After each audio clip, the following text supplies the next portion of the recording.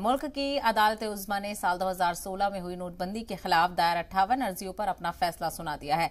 अदालत ने इस मामले में मरकजी सरकार, भारतीय रिजर्व बैंक और अर्जी गुजारों की दलीलें सुनने के बाद बीते 7 दिसंबर को अपना फैसला महफूज कर लिया था।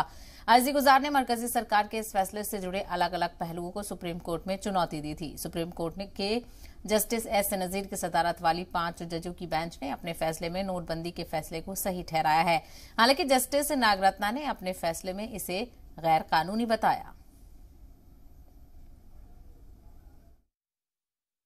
आज सुप्रीम कोर्ट का एक बहुत ही महत्वपूर्ण फैसला आया है,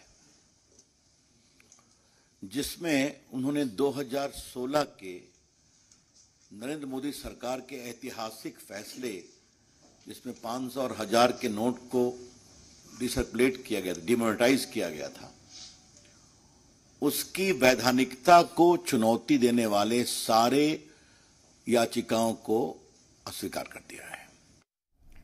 नोटबंदी को लेकर सुप्रीम कोर्ट के फैसले के बाद कांग्रेस ने कहा कि कोर्ट ने नोटबंदी को सही माना है, लेकिन नतीजों पर कोई चर्चा नहीं हुई। हम मानते हैं सवाल अभी भी बरकरार है कि नोटबंदी से क्या कालाधन खत्म हुआ। कांग्रेस तर्जुमान पवन खेड़ा ने कहा कि जो हालात नोटबंदी से देश में बने, लोग परेशान रहे, काम धंधे बंद हुए, उससे कोई इनकार नहीं कर सकता। फैसले में नोटबंदी के फैसले की जो प्रक्रिया है उसको सही ठहराया गया है। फैसले के ऊपर या फैसले के जो नतीजे निकले उस पर कोई चर्चा नहीं की, उस पर कोई निर्णय नहीं दिया।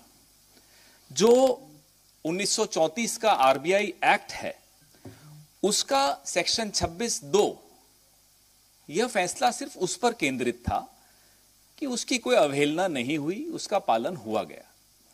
अलावा इसके माननीय सर्वोच्च न्यायालय ने न इस पर कोई टिप्पणी की कि क्या नोटबंदी से आतंकवाद कम हुआ, क्या नोटबंदी से जो करेंसी सर्कुलेशन में थी, काला धन सर्कुलेशन में था, क्या वो कम हुआ। इस सब पर कहीं कोई एक शब्द भी इस निर्णय में नहीं है। तो यह कह देना कि माननीय सर्वोच्च न्यायालय ने नोटबंदी को सही ठहराया है, मुझे लगता है गलत होगा।